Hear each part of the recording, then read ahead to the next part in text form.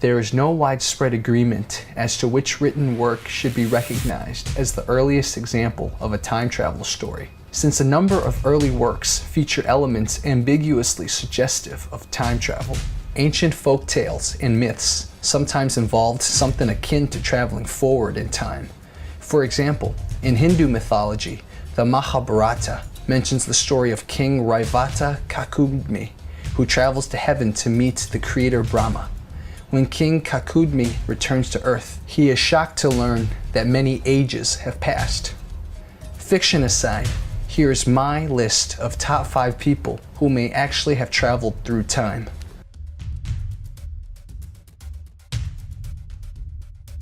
Number 5. John Titor.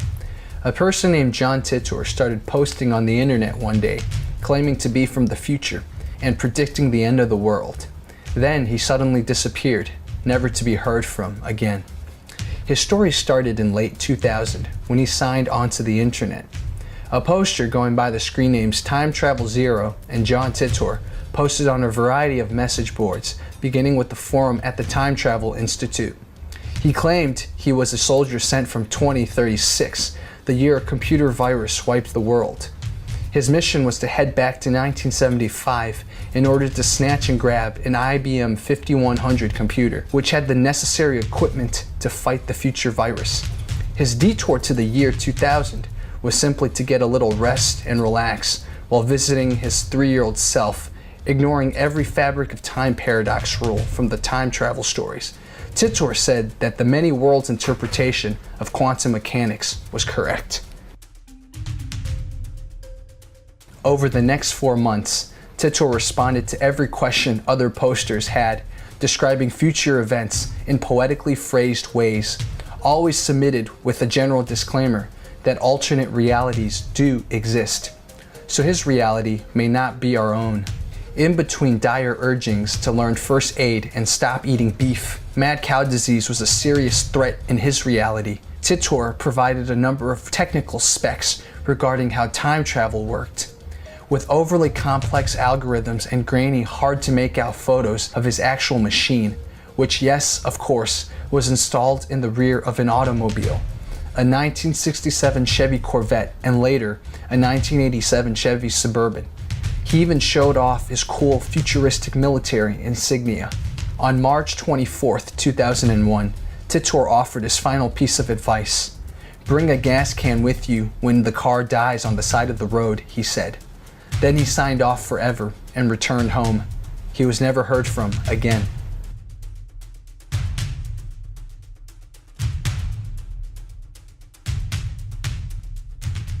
And number 4, Andrew Basiago.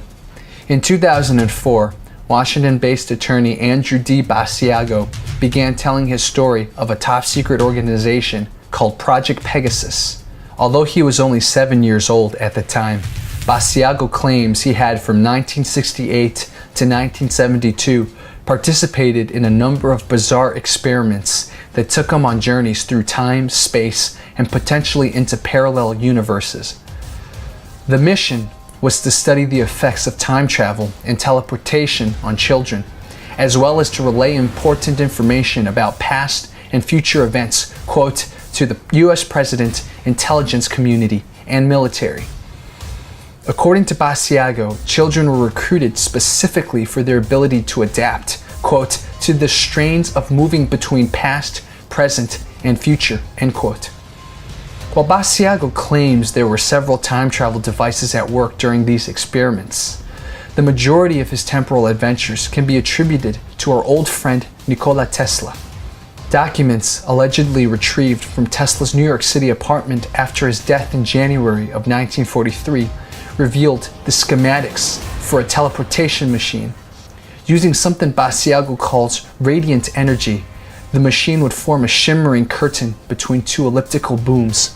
Passing through this curtain of energy, Basiago would enter a vortal tunnel that would send him to his destination. Several of his voyages led him to the 1800s.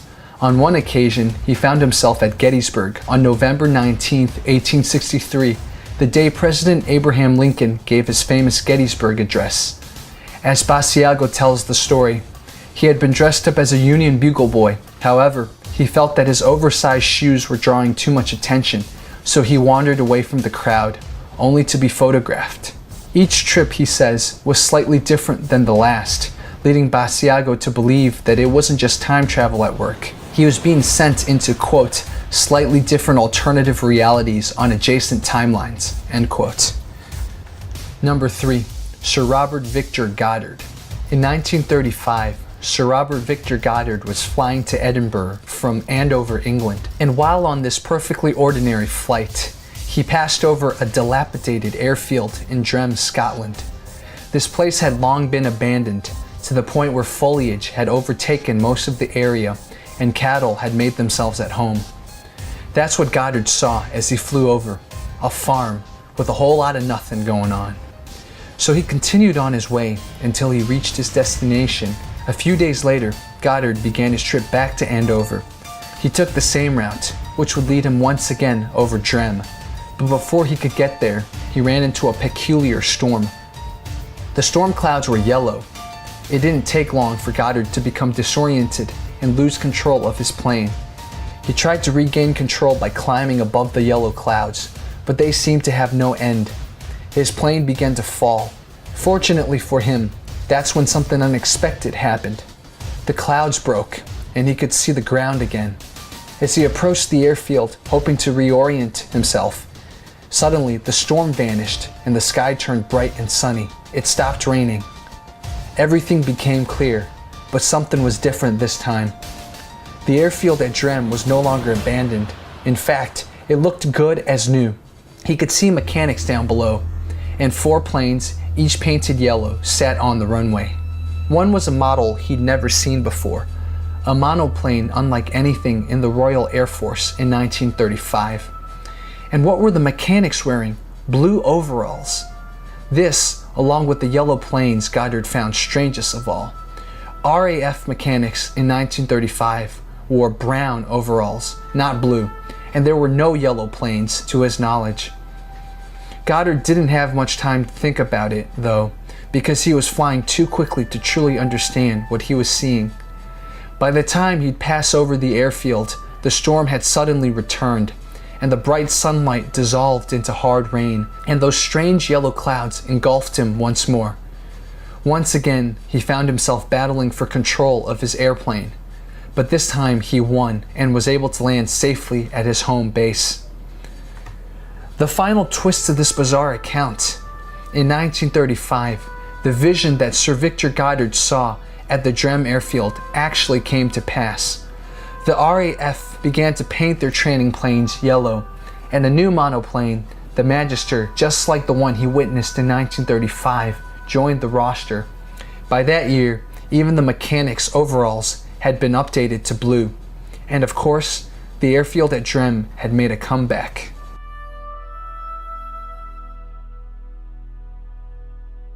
And number 2, Al Bielek.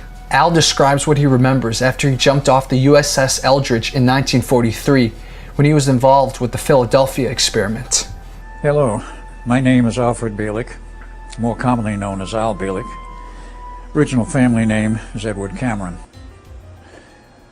And the purpose of it is to present my history as I best have researched it over the years, as I have learned it, as comprehensive as it can possibly be. I have been involved in the Philadelphia experiment, the Montauk Project, time travel, alien connections of the Montauk Project, and some other projects, all of which have been secret over the years, most of which have never been declassified, is to give you a base of information as I have found it. Certainly not everything that may be known on these subjects, but all that I have acquired, which is over 11 years. When I first became aware of my involvement with the Philadelphia experiment in January 1988, I had no idea how extensive my use, shall we say, by the government has been, nor where my research would go. I have been involved in many radio presentations, over 50, such people as Art Bell, Mike Siegel, Mr. Jarvis, and others. And in terms of direct presentations before a live audience, over 50 around the world, extensively in the United States, in Europe, and in Australia. The subjects covered have been from the Philadelphia Experiment, the Montauk Project, mind control, some discussion of aliens, and related subjects. And they all fit together. We're trying to understand how they fit together, and the complex web which is involved is really the purpose of the CD, so that you, the viewer, may get some better idea of what information you have been denied by our government, been denied by the media, with a few exceptions, and give you a base of information so you can do your own research. Those of you who may be skeptical, because frankly the presentation is going to become rather bizarre as we go on with it. For those of you who are skeptical, I say fine. It is quite healthy to be skeptical, which means you don't accept either I or any of the other presenters on the CD say at face value. But go do your homework if you don't quite believe us, which is, as I say, quite healthy. Do your own homework, your own research, and I feel confident that eventually you will understand that what we are presenting is the truth. But that is for you to decide. The purpose is to educate. The purpose is to get you to think. The purpose is to help you to understand things which you may have wondered about for years and which you have had only very sketchy information presented to you from other sources. He believes he has not been harmed or stopped because his time-traveling experiences locked him into his timeline. Somehow, by being here today, he, among others in the program, served to balance the effects they produced from prior time-traveling experiences. And at number 1, Leonardo da Vinci. When describing Leonardo da Vinci's scientific achievements, it's hard to avoid using the phrase ahead of his time. His careful observations and logical analysis in fields from astronomy to physiology seemed a world apart from anything his contemporaries were doing. And it took centuries for mainstream science to catch up to his insights. It's as if someone took a modern scientist and teleported them into the Renaissance. He was a painter, sculptor, architect, scientist, musician, mathematician, engineer, inventor, anatomist, geologist, astronomer, cartographer, botanist, historian, and writer. Leonardo da Vinci's work, covering a staggering range of disciplines, is still influencing science, technology, medicine, art, and numerous other fields nearly half a millennia after his death. But just who was Leonardo da Vinci? Was he simply a man of profound intellect and imagination? What most people know about Leonardo is that between 1476 to 1478, there is a gap in his life. What happened to him during this period, and why did he vanish? We ask this especially when it was precisely during this period when he was just beginning to come into prominence. How could someone like him go somewhere and that there be no written evidence? When considering all theories, what could explain such behavior? How could a man like Leonardo vanish without a trace for a period of time? Some believe that during his time away, he received tutoring from beings not of this earth. What we know for certain is that when Leonardo reappeared in Florence in 1478, his creative output reached a whole new level, going beyond art and extending to a number of other disciplines.